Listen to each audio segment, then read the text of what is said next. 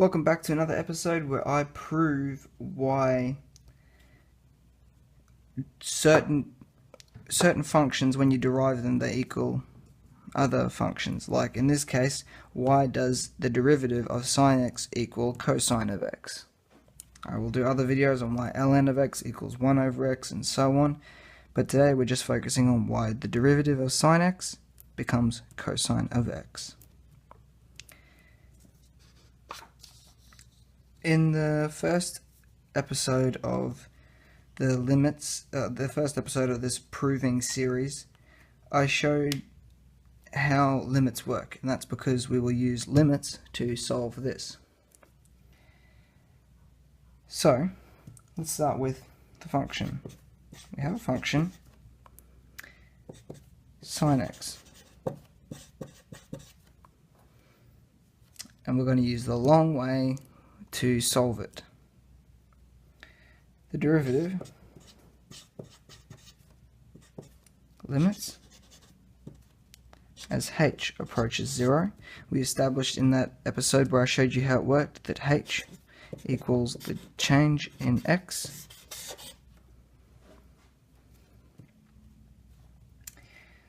so we have f x plus h minus f x over h. Right, limits h approaches 0. F x plus h, that's this function, sine x plus h minus sine x over h.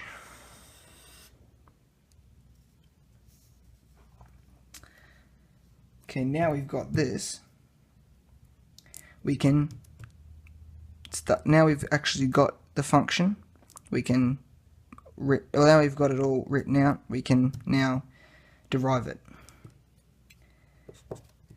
or look to simplify it. In the back of textbooks, in a couple of textbooks I've got, I don't know if you might not be in every textbook, obviously, but when you have sine x, it should come up as sine x plus y.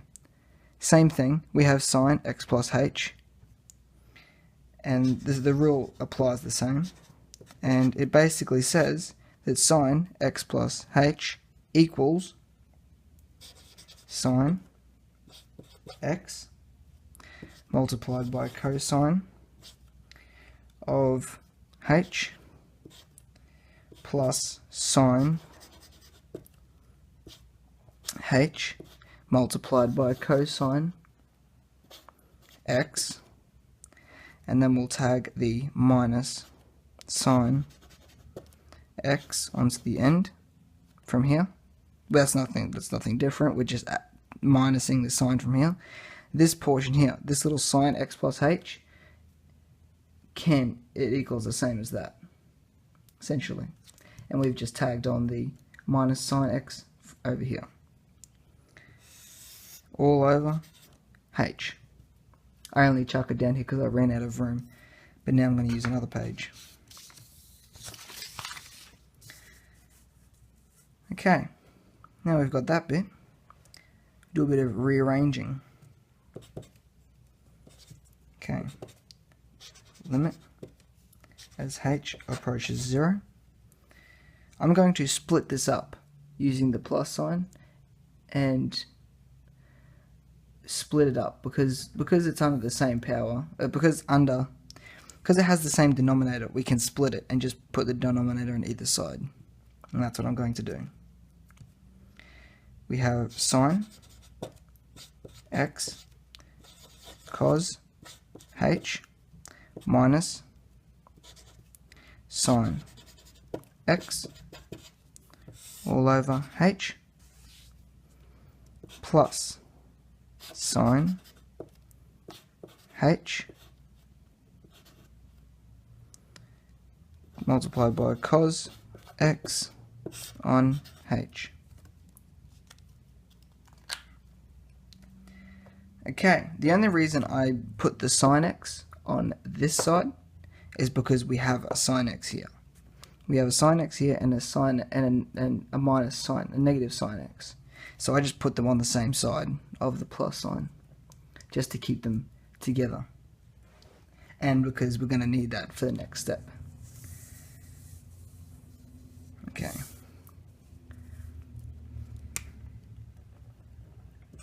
Equals. Write out limits. Always got to write out the limits. H approaches 0. Okay. Let's start with this side. Because, like I said, we have a sine x and a sine x, we can factor that out the front. And we'll end up with sine x bracket cos h minus 1 over h. And this side, plus, we just leave it the same for now. Sine h multiplied by cos x on h.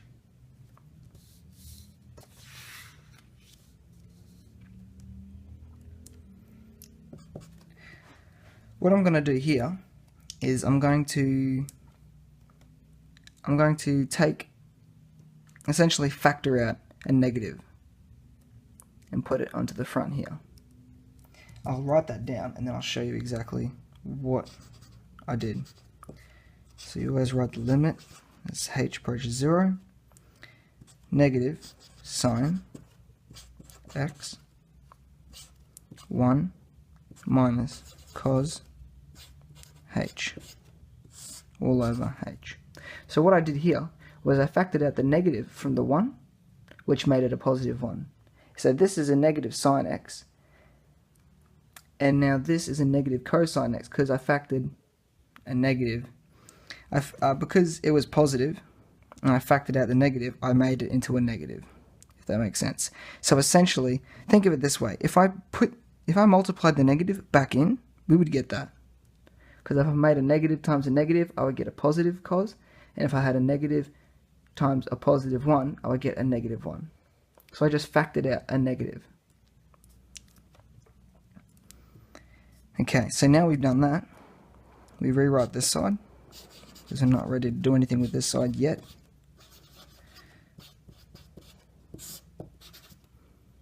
Okay, so now we have that. Get another page.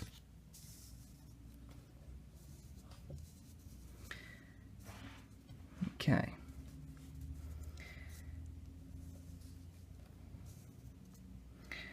Equals limit h approaches 0. Now I don't know if you know this, but if I'm going to rearrange some of these, and if you do know what I'm about to explain it, then I guess you know. I don't really know why I said that, but okay. I'm just going to rewrite this and then explain it.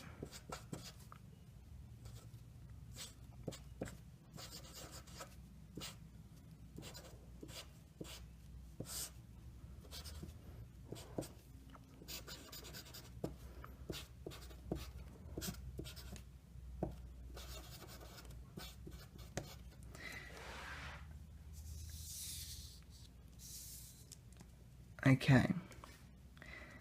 Now all I did was just took the negative sine x, and it's still multiplied to that, and it's still divided by h. It's just that I moved the h over here. This here is the exact same as that. I hope you know that these are the exact same, because it's still negative sine x multiplied by that divided by that, sine h multiplied by cos x divided by that. It's still the same thing. I'm just shifting it around to help explain my next step. Now, I don't know if you know this, but this little section here,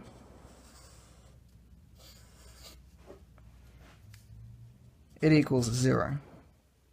I will prove that in another video, but this 1 minus cos h over h as h approaches 0 equals 0. And on this side,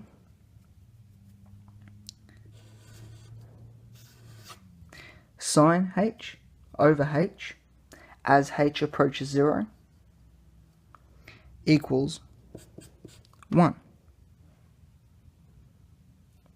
Therefore, if we think about it as if h is so close to 0 but isn't 0, we get limit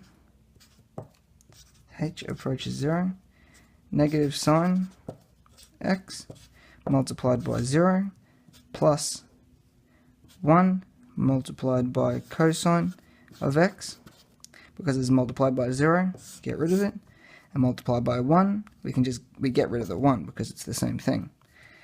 So what we're left with is, as the limit of h approaches 0, cos x. Now rewatch it if you don't understand it, and maybe you might pick something up, but I will do two of the next videos that I will do in this series will be on this and this to help explain it, because it's too long for this video. But essentially all you need to know is 1 minus cos h over h. As h approaches 0, it becomes closer to 0, and as sine h over h approaches 0, as h approaches 0, it becomes 1. So we just assume that as 0 and assume that as 1, and we write it as so, and we get what we'll come to look for. So the original function was sine x, and the derivative is cosine of x. So after all of that, the derivative of sine x is cosine of x, and that is proved. Thanks for watching. I hope this helped. If you have any tips for me to do better, by all means put them in the comments, but thanks for watching.